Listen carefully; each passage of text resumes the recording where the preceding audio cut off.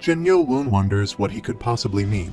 Yeon Mu Hwa states that this man is the Grand Guardian. Marikian confirms that it is as he has said. He is showing his respect to the new heavenly demon. She finds it hard to believe that the person they have been meeting all this time is the Grand Guardian and asks what he is talking about and what he means. She observes Jin Yo-woon's sword, upon which the heavenly demonic sword is written.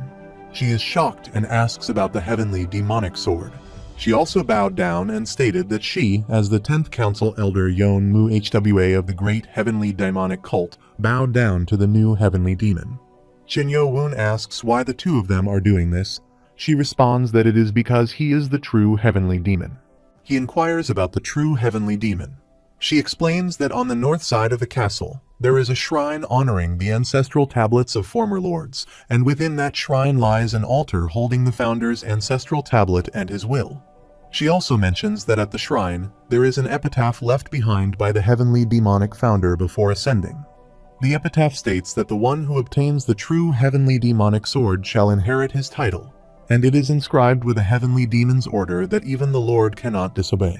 He remarks that not a single word since the founder has managed to inherit the title of a heavenly demon.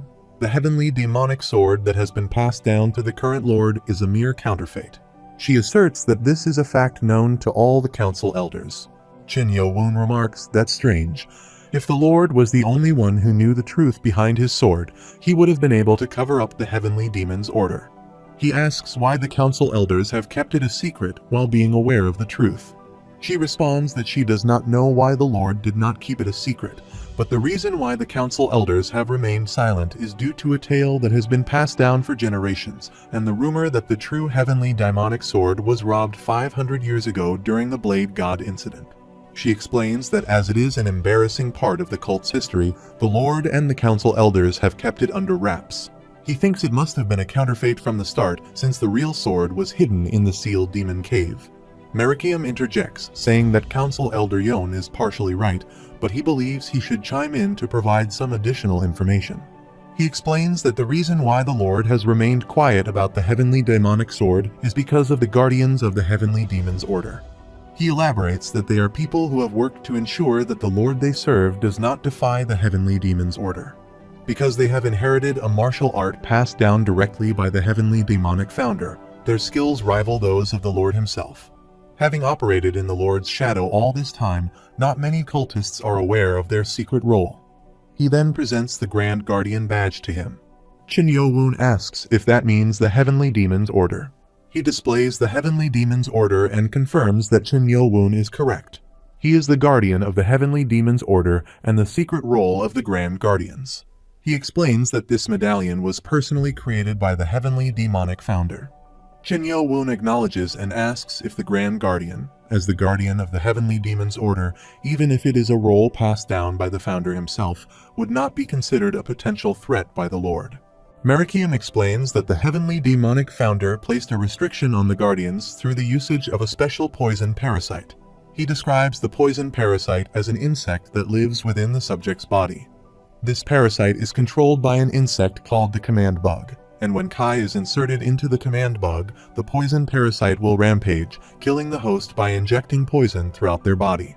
He mentions that there is a poison parasite in his heart and Danshin, and only their clan knows how to use the poison parasite to create the command bug.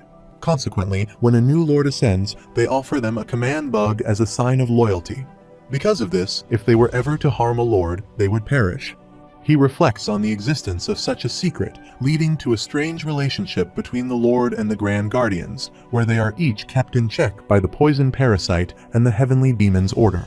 He explains that the heavenly demonic founder said he had sealed a demon within their cult and prophesied that one who was worthy would obtain the heavenly demonic sword.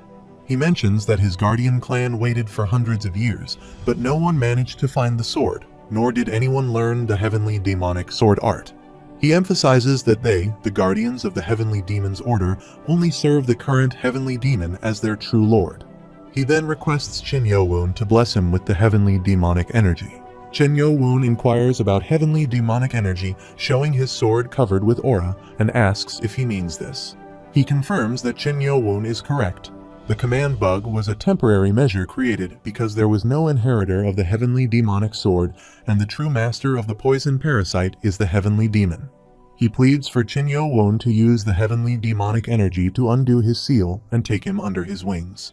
Chin Yo-won places his sword on his head, and a magical aura covers his body all around. Merikium feels a parasite covering his heart. He feels better and declares his loyalty to the new heavenly demon as the Grand Guardian and Guardian of the Heavenly Demon's Order. Chin Yo-won ponders on the Grand Guardian swearing his loyalty to him and wonders if that means he has recruited all the Guardian clans. Yeonmu Hwa remarks that the Grand Guardian swearing his loyalty is all fine and dandy, but he still has more explaining to do. Merikium acknowledges this, stating it is only right that he tells him everything. He explains that 25 years ago, the previous lord suddenly stepped down from his position. Afterwards, he immediately went into seclusion for training, and when he left 5 years later, he was far stronger than before he entered seclusion. Merikium adds that he actually met the previous lord the day before he went missing. She asks why he has not said a word until now. He responds that he was ordered into secrecy, and he also never told him where he was headed. The scene shifts to 20 years ago at Merikium's residence, where Lord Chenin-jai stands near the window, and Merikium kneels down behind him. He instructs Merikium that he must not tell anyone, including the Lord, what he is about to reveal and asks if he understands. Merikium affirms his understanding, stating it is his order. He further explains that he is sure Merikium is aware of the existence of the true demon sword and the 24 demon swords located beneath the precious library in the Demonic Academy. Merikium confirms this knowledge. He then informs him that he will be leaving somewhere soon, and if he is not back within 10 years, he should not be swayed by the Sword Demon's will. Instead, he should pass on the Sword Demon's martial art to those connected to the Demon's Word clan. He hands him a letter and instructs him to take it. Merikium inquires about its contents. He assures Merikium that he will understand once he sees it. Merikium reads the paper. He explains that he developed it for 5 years during his seclusion training, but it's still only at a level where the technique can be performed incompletely. He urges Merikium to continue developing it further while he is away, completing the heavenly demonic sword for him.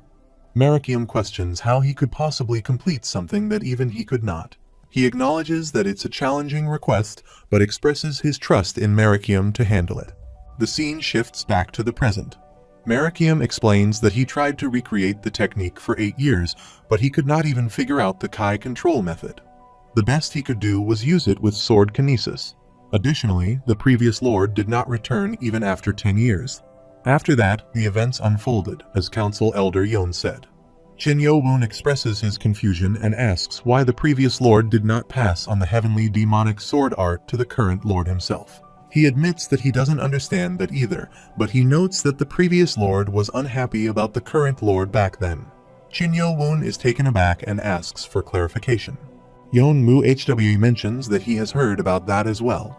The public opinion at the time was that the previous lord was going to appoint Chin Yu-a from the Spring clan as the vice lord.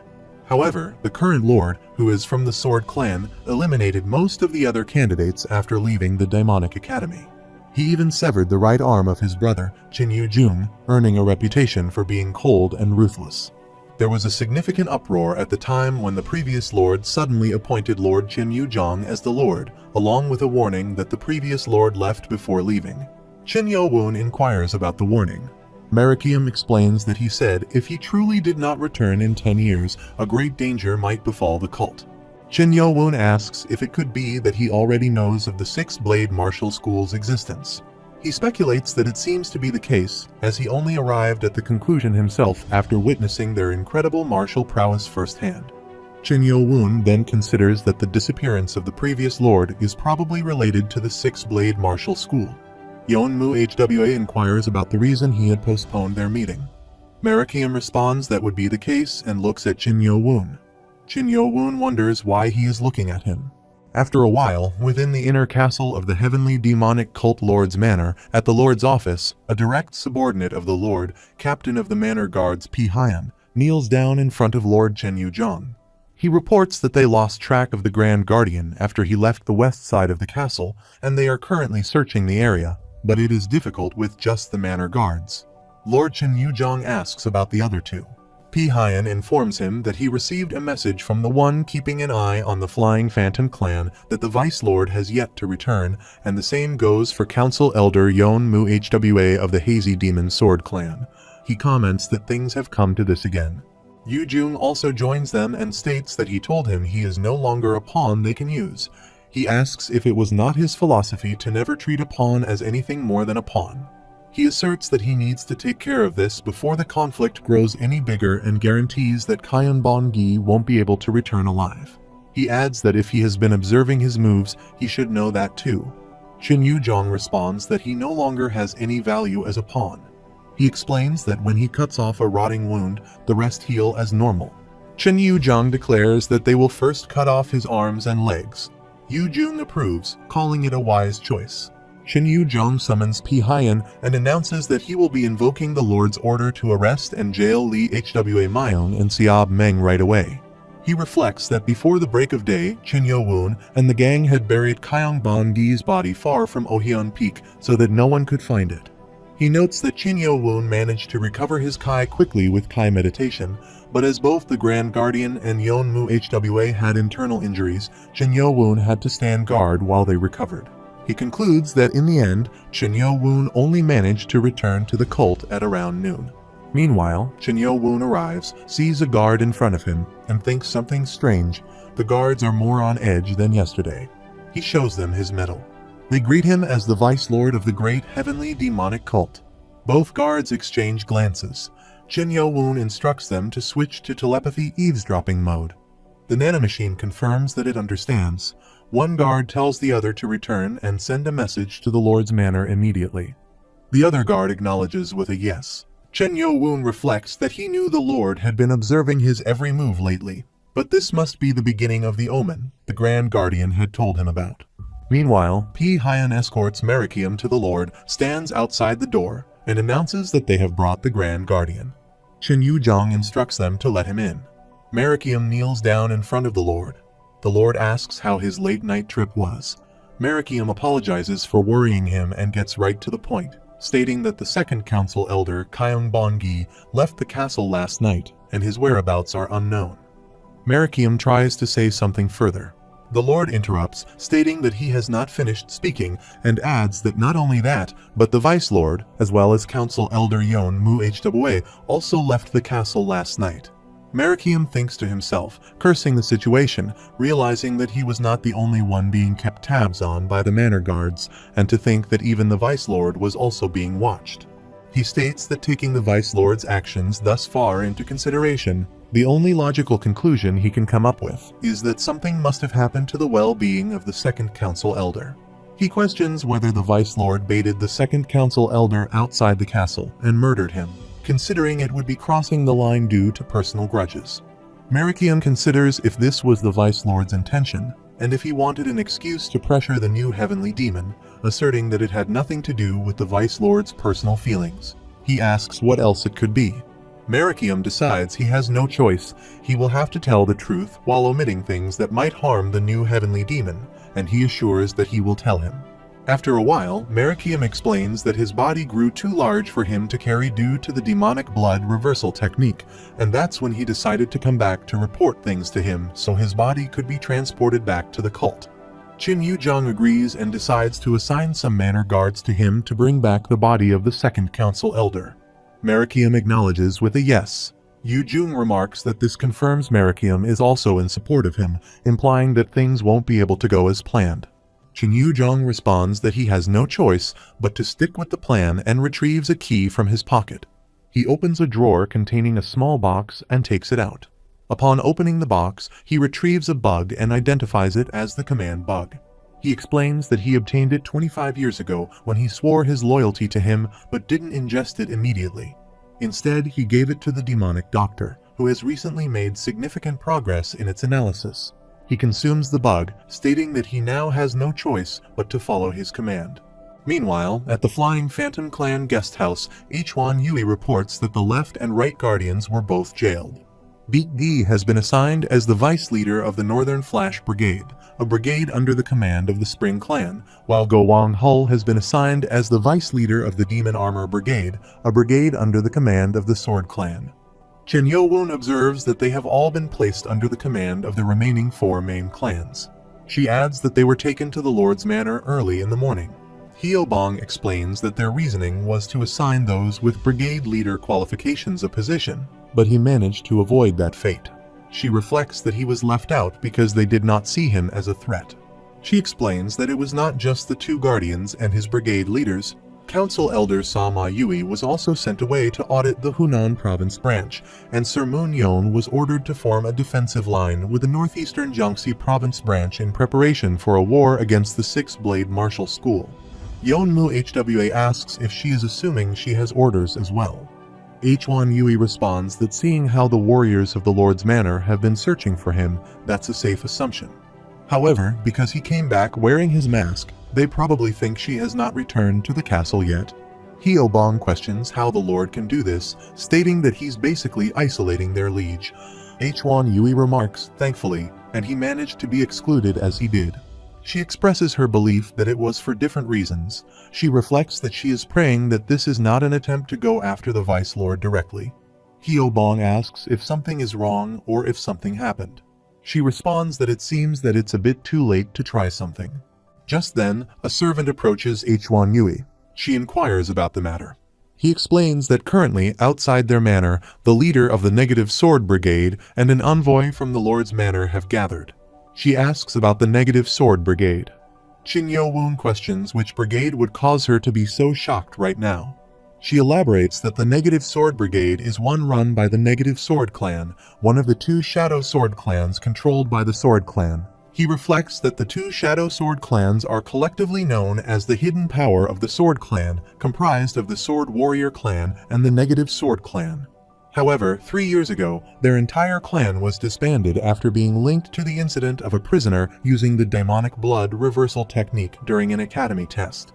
He reflects that now that only the Negative Sword Clan is left, they are simply referred to as the Shadow Sword Clan. She remarks that they'd make a move this quickly, and they are in a bind now. He stands up to leave, and everyone sees him. Chin Yo-woon emerges, breathing heavily, and reflects that his only resentment towards him is that he let his mother die. He never expected to clash with him like this, and this must be fate. Hyo-bong also follows him and calls out to him. He addresses Elder H1 Yui, and she responds affirmatively. He asks if the thing he asked her for before is ready, and she confirms that it is. Meanwhile, P. Hyan arrives, holding the leader of the Negative Sword Brigade, Ju Jiam. Ju Jiam expresses certainty that they will come out soon. He reflects that they are stalling quite a bit, but they do not seem to be trying to gather their forces either. Just then, Chin Yo-woon emerges. All the people were present outside to greet him. They exchange greetings. H1 Yui remarks that she can't for the life of her figure out why all these warriors are surrounding his clan's manor. Ju Jiam apologizes if they felt threatened, addressing Council Elder H1 Yui, and requests her not to misunderstand. His brigade is not there to torment the Flying Phantom clan. P. Hyan holds a scroll and states, "Please take this order from the Lord." Chin Yo-woon kneels down and accepts the order from the Lord, stating that he, Vice Lord Chin Yo-woon, accepts the order from the Lord. He opens the scroll and announces that he hereby commands the Vice Lord. They have received an urgent message stating that the forces of the Six-Blade Martial School are headed from Zhejiang Province to Northern Fujian Province. He will assign a brigade to him, and he is to take them and gather the branches in Northern Fujian to stop the enemies. He rolls back the scroll and emphasizes that this is an urgent matter. Since he has been given a direct order from the Lord, he must depart immediately with the Negative Sword Brigade. He reflects that the Lord wants to take care of him outside the cult. Hyo-bong suggests that he shall go with them. He responds that this is an order from the Lord and asks who he thinks he is to butt in. He explains that the Lord ordered the Vice Lord to depart only with the brigade. Yeonma HWA reflects on the necessity of knowingly walking into a trap. She understands that the Vice Lord is a threat to his rule and authority, but attempting to kill his own son like this is extreme. P. Hyan interjects, stating that now they must depart. After a while, at the heavenly demonic cult's inner castle near the morgue, Marikia moves with some soldiers holding a cart. He reflects that the mood got weird while he went to retrieve the body, and he can feel something strange from the few warriors and servants wandering the inner castle. A soldier suggests that since they have to show it to the Lord, they will first clean the body. Merakium agrees and instructs them to proceed. As he turns to move, he suddenly sees P. Hyan's hand in front of him, blocking his way. P. Hyan informs him that it's the crematorium. He explains that this is an order from the Lord, so Merakium shouldn't involve himself with the body anymore. P. Hyan further adds that now he has more important things to worry about, as the Lord ordered them to bring him to the Great Hall as soon as he returned. Merakium realizes that the Grand Hall is only used for meetings. P. Hyan confirms that the Grand Hall meeting started 15 minutes ago, so he will have to hurry. Merakium asks what the meeting is about. P. Hyan reveals that it's in regard to the Vice Lord's dethronement. Merakium decides to excuse himself, and P. Hyan comments that he's definitely sided with the Vice Lord. However, he adds that the Vice Lord Merakium is looking for will not be present. Merakium comes to meet Lord Chen Yuzhong, sees him, and thinks, darn it, despite it being a meeting to discuss the Vice Lord's dethronement, the man in question is nowhere to be seen. And why is only Council Elder H1 here, among all his supporters? Chen Yuzhong instructs him to go to the center. Merakium acknowledges it as his order and moves to stand in the center. Chen Yuzhong states that he shall ask him a question, and he only has to repeat exactly what he told him earlier. Merakium confirms with a yes. Chen Yuzhong then asks if it is true that he witnessed Vice Lord Chen Yo-woon ambush and murder the second Council Elder, Kyun Ban-gi. He calls to him with telepathy and instructs him to only tell the answer he wishes to hear. He warns that if he does not comply, the poison parasite inside his body will rampage. He reiterates the question, asking if it is true that the Vice Lord ambushed and killed the second Council Elder. Merakium responds that the Vice Lord did not ambush the second Council Elder. Chen Yuzhong realizes he has no choice and attempts to activate the parasite in his heart. Merakium continues, saying that the Vice Lord did not just murder the Council Elder unprompted. Chen Yuzhong wonders why there is no response. Merakium adds that the second Council Elder used. Before he could complete his sentence, Chen Yuzhong moved to attack him, but H1 Yui intervened and stopped his attack. He is shocked to see her.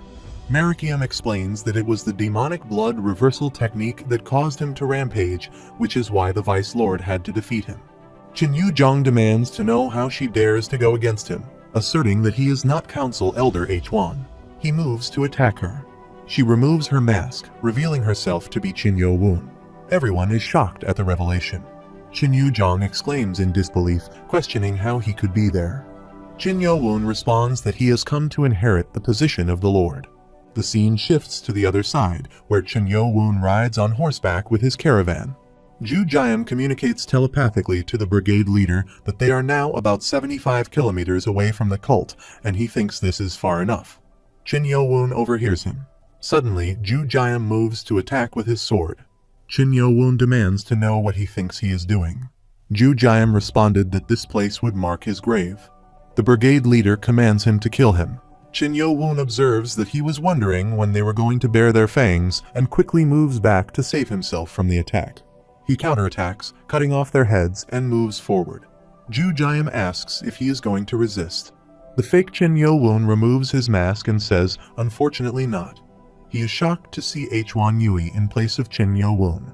She clarifies that she is not the Vice Lord and mentions she almost ended up removing both of her masks.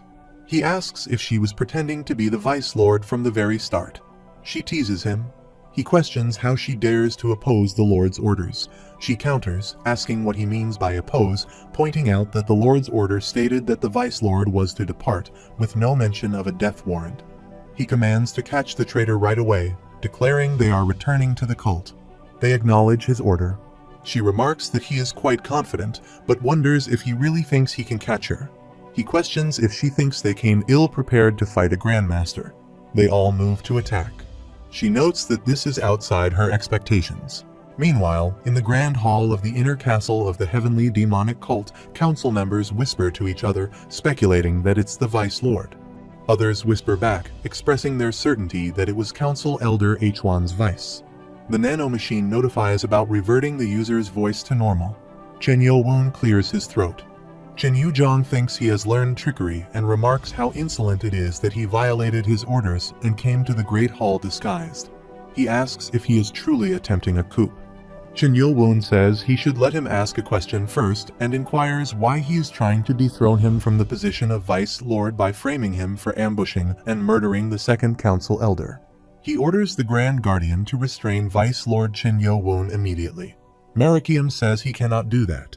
Chen Yu-jong gets angry and states that Grand Guardian Marakium is following not him but the Vice Lord, questioning how they can trust the validity of his testimony. He acknowledges the Grand Guardian's devotion to protecting the Vice Lord, but emphasizes that one must pay the price when one commits a wrong deed. He signals and some soldiers arrive, ordering them to arrest the Vice Lord and the Grand Guardian immediately. They comply with the order. Suddenly, some noise from outside the door grabs everyone's attention. A man insists no, she can't stop right there. Yeonmu HWA orders them to move aside and asks why they, the guys, are not servants. He commands them to go ahead. She explodes the door, enters the room, and apologizes for her late attendance, explaining that there was a very important piece of evidence, as they can see. She uses her power and throws the lifeless body of the second council elder, Kyon Bon-gi, into the room. A council member exclaims, "Demonic blood reversal, that's undoubtedly the blood reversal technique." Another asks if the Grand Guardian was telling the truth and if the second council elder learned the demonic blood reversal technique. Chen Yu-jong thinks Pi Hyan is a useless rascal. He told him not to allow anyone inside the crematorium, and now Yeonmu HWA managed to steal the body. Suddenly, Ho Sang HWA arrives with others and attacks the soldier. The soldier wonders how this is possible. The Vice Lord's faction should have been scattered. Chen Yu-jong sees her and wonders who these guys are. Chen Yo-woon thinks it's perfect timing and tells Hyo-bong that this is part of his faction that he had no knowledge of.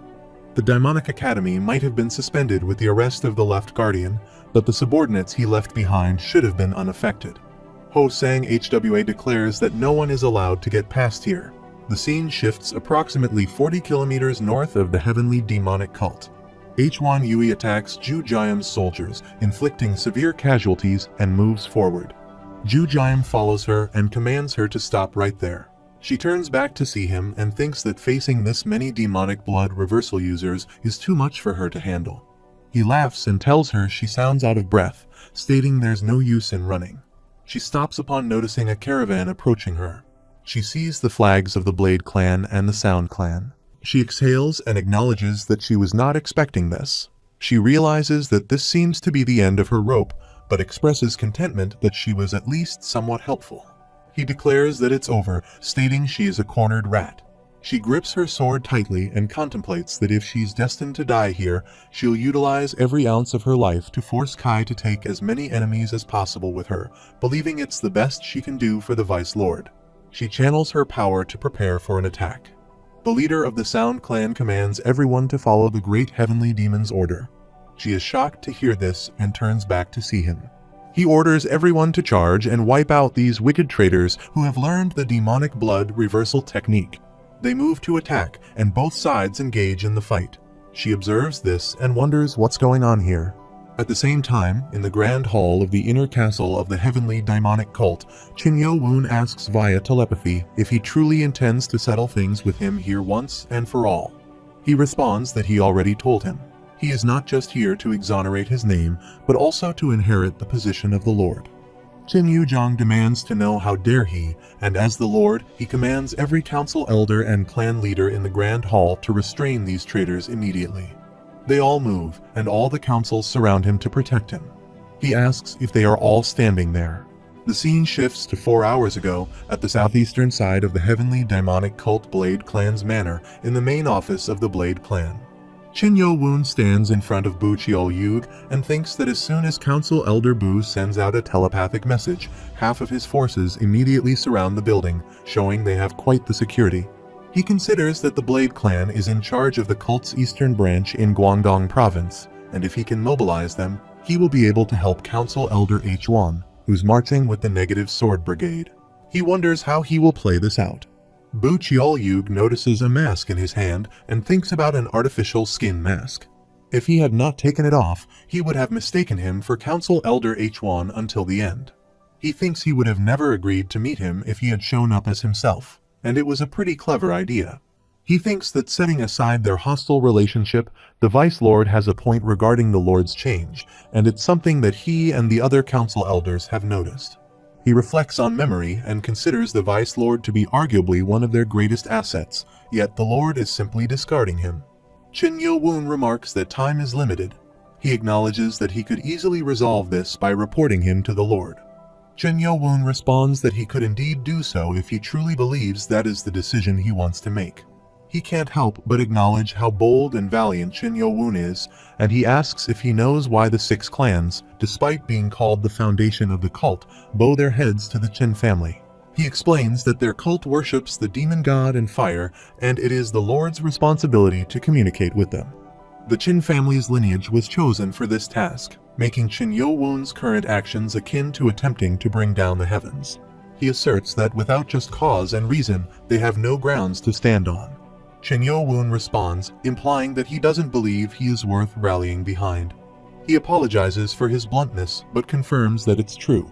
Even if they were to temporarily halt their animosity, blindly following him would be too great a burden. He then asks if this arrangement would suffice. Bu Cheol-yoon is shocked to hear this. A guard communicates telepathically, inquiring if something is wrong and offering to enter immediately. He instructs them to stop and communicates telepathically, directing them not to allow anyone to enter for any reason. He is shocked to see Chin Yo-woon's heavenly demonic sword.